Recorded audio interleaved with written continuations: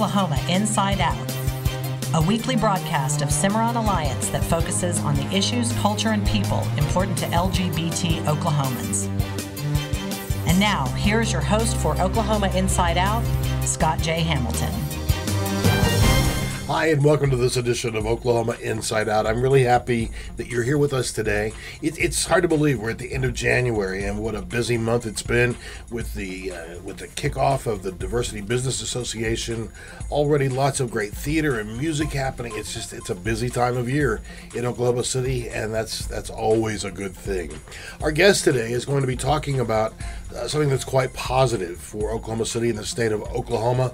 Although it's a topic that is difficult to talk about, it's one that we often in our community just simply refuse to talk about, and yet it's one that we must really deal with in spades, and so that's why I'm happy that he's with us today. I want to say a very special thanks to Matt McNeil, our guest last week. It was a lot of fun talking to Matt and all that he's doing.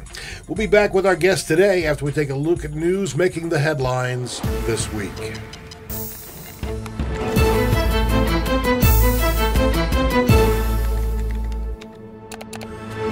First Presbyterian Church of Edmond this week voted overwhelmingly to leave the mainstream denomination, citing the Presbyterian Church's move to be more inclusive and ordain gay men and lesbians. Members of the Edmond Church felt they could no longer be a part of the larger church.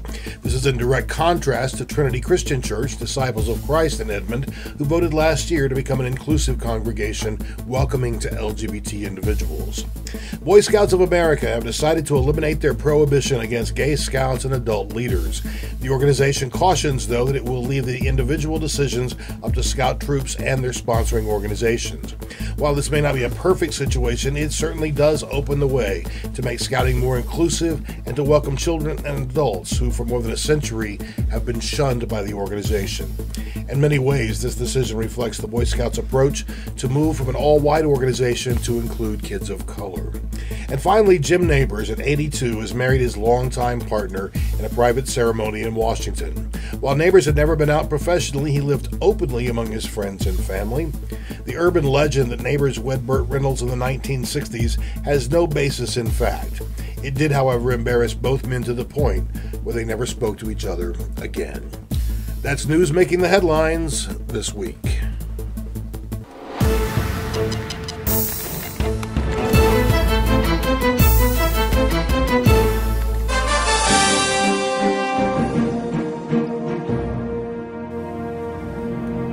It would almost be easier just to begin talking in our broadcast today as opposed to telling you what the topic is. And that's because so many of us in the LGBT community simply refuse to look at how big of a problem suicide is among gay men, lesbians, transgender, and bisexual people. But it is something that we need to talk about, and I'm grateful that our guest today is here to help us do just that. He is the chair of the Oklahoma State Suicide Prevention Council, Dr. Bryan Stice. Bryan, thank you for joining us today. Thank you very much, Scott, for having me. So I said a moment ago that this is a huge problem. It's a big problem in Oklahoma, first of all. Mm-hmm. But when we look at it in the LGBT community, it becomes even more so. And so let's talk a little bit about the council and its purpose. And this is a legislatively mandated council, am I correct? That is correct. It is a legislatively mandated council. Appointed representatives on the council from different branches of state government as well as different departmental representatives. And other folks, for example, suicide survivors, individuals who have had suicide attempts, and we all get together and working collaboratively to help to reduce the incidence of suicides in Oklahoma. And that is a big problem, not just in major cities, but throughout the state. So how do you even begin to tackle the issue of suicide? It's a very challenging problem that we face. We have implemented a variety of different ways to try to help people to want to stay alive, provide resources, make sure that people know how to get help. We have provided marketing for the National Suicide Prevention Lifeline. We have an annual conference which will be coming up again this summer. I definitely want to spend some time while we're together talking about the conference, but go ahead, please. Right. training mental health providers about how to prevent suicides among their patients. We also have, for example, in the Department of Mental Health, they are working with a variety of local hospitals to make sure that patients who are discharging after a suicide attempt or other mental health reasons know what mental health resources are out there. It's interesting you say that. I just had a conversation with someone last night about someone who had been hospitalized. It was a mental health issue, and they were released from the hospital, and 12 hours later they committed suicide because there was no... When they were released, they were just released. Now, this is going back some years, but it points to certainly a big issue. Most definitely. You are a psychologist, correct. And you're, in addition to working with the council, you work for the Veterans Administration. That's correct. What is your role there, Bryan? Every VA medical center and even some of the smaller VA clinics across the U.S. has a suicide prevention program in which we work with veterans who are considered high risk for suicide. We provide follow-up services with them after discharge from an inpatient unit to prevent the kind of things that you had just mentioned, where a person discharges and then kill themselves shortly after that. So we provide some intensive case management with them after the discharge. We also do a lot of outreach.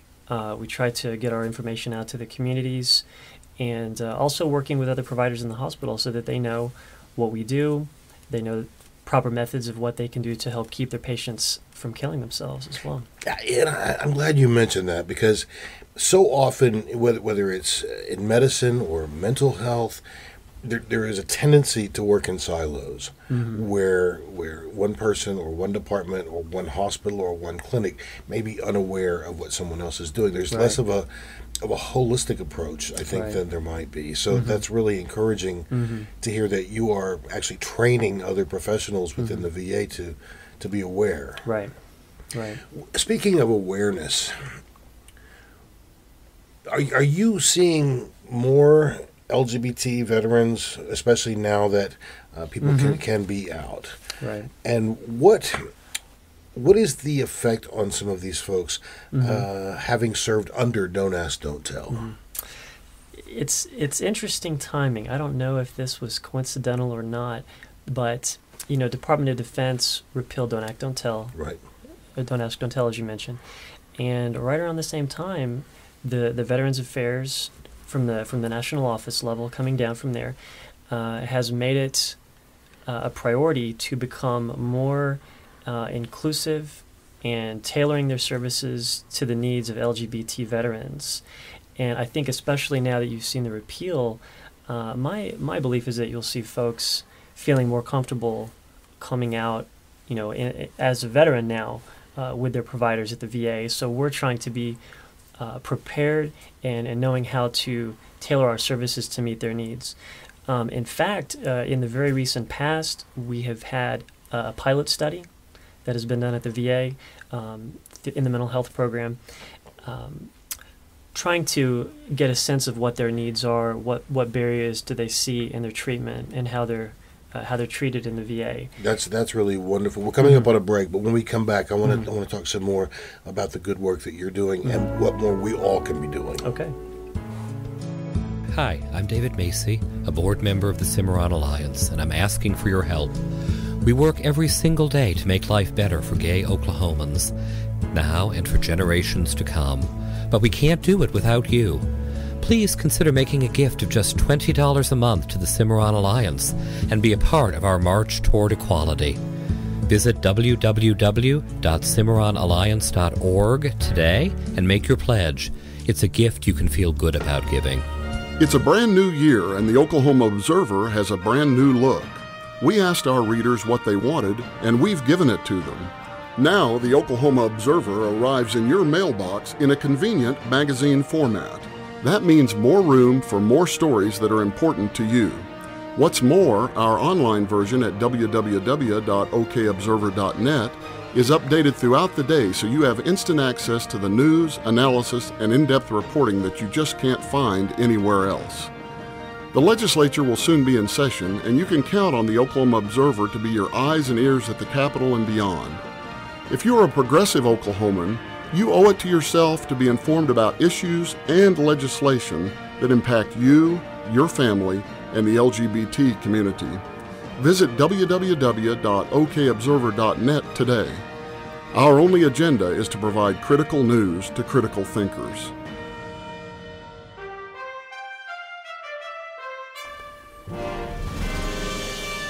I'm Scott J. Hamilton, and if you're just joining us, we're speaking today with Dr. Bryan Stice, who is chair of the Oklahoma State Suicide Prevention Council and also a psychologist for the Veterans Administration. Just before the break, Bryan, you were saying that there is a real desire on the part of the VA to be aware of the needs that exist for LGBT veterans and some of the work that's been done to prepare professionals for that work. Correct. I have heard through the grapevine that mental health professionals at the VA there will be some training coming down the pipeline for us so that we are more familiar and aware of some of the issues that those in the LGBT population face and how to be more culturally familiar with those kinds of issues.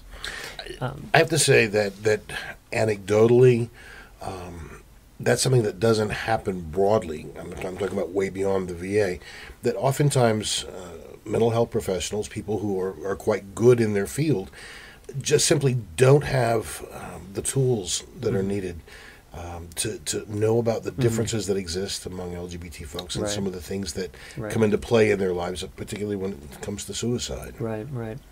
And I am happy to say that very recently at the VA there has been a therapy group that has been started for LGBT veterans. So if anybody would like to find out more information about that group, they can contact the VA Mental Health Clinic, 405-456-5183, and ask to speak with Dr. Brakovich, who is one of the leaders of the group. Okay, we're going to ask you for that information again later in the show because I want people to take the time to write that down, if not for themselves, to be able to share it with a friend or loved one. Right. We had a guest on, Trey Watts, a little while ago, who is now a veteran. He served as a Marine, and he was talking about the challenges that he experienced and why he would not come out. And so I think that as more people are, that certainly there are greater opportunities for dialogue, and that's a good thing. Most definitely. Let's move away from the VA for a moment and just talk about, in general, people that are in our biological families or our families of choice, friends, co-workers. What are some things that we can be aware of, and what are some things that we can do to perhaps prevent a suicide attempt? First off is being aware of what some of the warning signs and risk factors are. Depression, other mood disorders like bipolar disorder, substance abuse problems, those are very serious risk factors for suicide. That in combination with an acute trigger, it could be a loss, breakup, bad major health diagnosis, for example, anything that might set things in motion could serve to be a trigger for somebody to attempt or suicide or take their lives. Other warning signs, family history of suicide, past suicide attempt, and a lack of supports, isolation, withdrawal from others. Those are some things to be aware of. Okay, let's just kind of play this out with what you've given us. If I have a friend and we're having a drink at the bar and I learn that that she has just lost her job, and this comes less than a year after a breakup of a long-term relationship with her partner. Right. What do I do? What do I say? How can I make sure that she's going to be okay? You know, whenever you're having a conversation with a friend like that, if you're starting to think, is my friend suicidal? Is that running through her mind? If you're wondering that, it's probably run through her mind or his mind. If that red flag comes up for you, you got to find some way to ask them what's going on and if they're thinking about suicide. Maybe it would feel more comfortable to ask a kind of a beat around the bush a little bit and put it in a more subtle way, asking, are you feeling hopeless? Are you feeling really down? Questions like that. Or you could just go cut to the chase and ask, have you been thinking about suicide? Has that crossed your mind? Do we need to be worried about that? Do we need to get you some help? Those are the kinds of questions you might want to ask at that point. If someone has been feeling suicidal, isn't it true that they're more likely to be honest when asked that question? That's true. There's a myth out there that if you ask somebody if they're suicidal, that's going to plant the idea in their head, or if they're really suicidal, they're not going to tell you. That's not true. If you're thinking about it and they're probably thinking about it, and you bring it up and you give them an opportunity to talk with you about it, they're going to want to take that opportunity. You've hit a really serious issue that they've been dealing with, and mostly dealing with by themselves, and you've just opened up a dialogue so that they can really express to you the real serious pain that they've been feeling. So people will take you up on that. So now that we have a sense of how to broach the subject, when we come back from this break, I want to find out the next step, and that is how do we get that help for someone? What to do. Hi, I'm Lorette Taylor, past chair of Cimarron Alliance. I joined the board because I believe in the vision and the work of this organization. We're working every day listening to the concerns of our community and helping to address those very concerns. I hope you will consider supporting Cimarron with a gift. Even $10 a month will help. Working together, we really can achieve equality for all gay Oklahomans. Please visit www.cimarronalliance.org and make your gift today. It's a brand new year, and the Oklahoma Observer has a brand new look. We asked our readers what they wanted, and we've given it to them. Now, the Oklahoma Observer arrives in your mailbox in a convenient magazine format. That means more room for more stories that are important to you. What's more, our online version at www.okobserver.net is updated throughout the day, so you have instant access to the news, analysis, and in-depth reporting that you just can't find anywhere else. The legislature will soon be in session, and you can count on the Oklahoma Observer to be your eyes and ears at the Capitol and beyond. If you are a progressive Oklahoman, you owe it to yourself to be informed about issues and legislation that impact you, your family, and the LGBT community. Visit www.okobserver.net today. Our only agenda is to provide critical news to critical thinkers. Welcome back. We're talking with Dr. Bryan Stice, who chairs the Oklahoma Suicide Prevention Council. And just before the break, Bryan, you gave us some really solid steps in how to address this with someone that we fear may be in trouble. Right. Once that's confirmed, Right. and the friend or the loved one says, yeah, I have been thinking about suicide, what's next? That's always a challenge, is figuring out what to do at that point. There's a lot of providers out there, a lot of hospitals out there. One safe bet is to just have one number, and I'll give you that one number. It's 211. Easy to remember, simple, 211.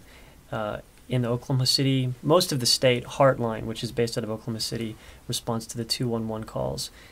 If somebody is suicidal, you can call that number. You can call it yourself. If you're feeling suicidal, you can call on behalf of a friend. They'll help you out. They'll talk you through it. They'll tell you where to go and what to do. Also, there is a hotline available for LGBT individuals dealing with mental health crises as well. It's a national hotline through the Trevor Project.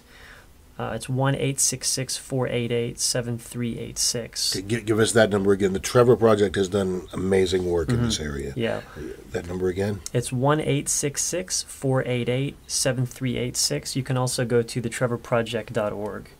And I'm also aware, Scott, that you all have a list of mental health providers if people were to call. We frequently get calls from folks who are looking for a therapist for their child or their partner or themselves. And so we do have folks that we can refer to. Right. And the Cimarron Alliance number is 405-495-9300. I realize that we're giving folks a lot of numbers here. And if you are listening to this broadcast, I encourage you to listen to it again, take some good notes, because honestly, we never know when we're going to be in a position to be confronted with someone who is in need of our help. Right. And we honestly, all of us, Right. have a potential of saving lives. Most definitely. Tell me. You mentioned a conference that's coming up this summer. Correct. And this is a major statewide conference. This is an annual statewide conference on suicide prevention that we have every year. And this year, there's going to be, I know at least part of the focus is going to be on older adults. That's correct. At this point, the tentative plan is that we're going to focus on older adult suicide, which older adults have, unfortunately, the highest suicide rates historically. Recently, that's changed a little bit. Middle-aged adults have now the highest suicide rates, but traditionally, older adults have always faced the most serious problems with suicide. And here in Oklahoma, where we are such a car culture, when we get to that place where we can no longer drive, we are really isolated. So I think that it's wonderful that focus is going to be put there. This will be for providers, mental health providers and others interested in suicide prevention. Mental health providers, those who work in prevention, people who have lost a loved one to suicide and want to learn more about it as well. And where can we get more information on the conference? You can go to the Department of Mental Health website. Okay. We'll have information posted on that when the brochure is put together. odmhsas.org. Very good. And give us the VA's number one more time. It's 405-456-5183. And who should we ask for? Dr. Brakovich. Okay. Bratkovich. Bryan, I can't believe it. The time has gone so quickly. Will you come back and visit with us again? I'd be happy to.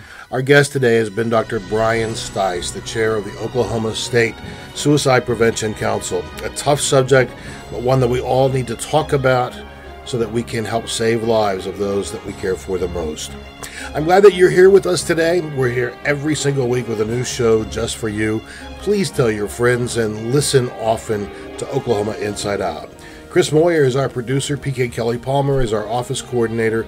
Lisa Pizzeri is our announcer. Cimarron Alliance board co-chairs are Randall Marsh and Catherine Primus. From all of us at Cimarron Alliance, I'm Scott J. Hamilton, thanking you for being with us.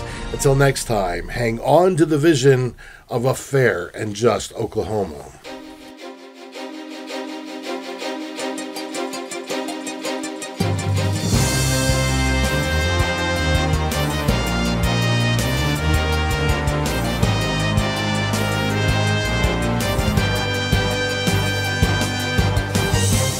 Oklahoma Inside Out is a production of Cimarron Alliance, Central Oklahoma's preeminent LGBT advocacy and education organization.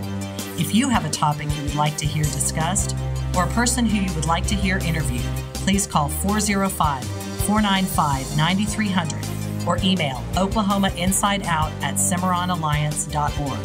Please feel free to share the link to this broadcast with your friends.